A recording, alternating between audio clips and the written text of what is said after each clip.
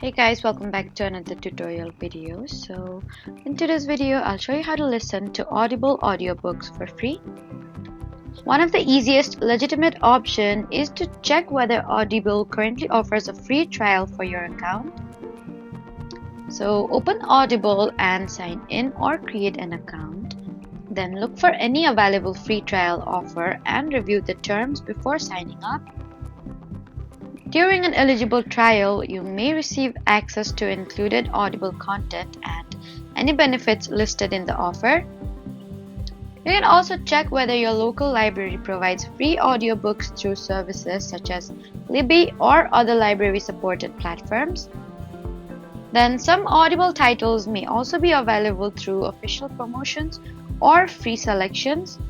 And if you don't want to be charged after a trial ends, you need to remember to cancel before the renewal date according to the trial's term. So that was how to listen to Audible audiobooks for free through legitimate options. Please don't forget to like, comment, and subscribe for more helpful tutorials. Thank you for watching.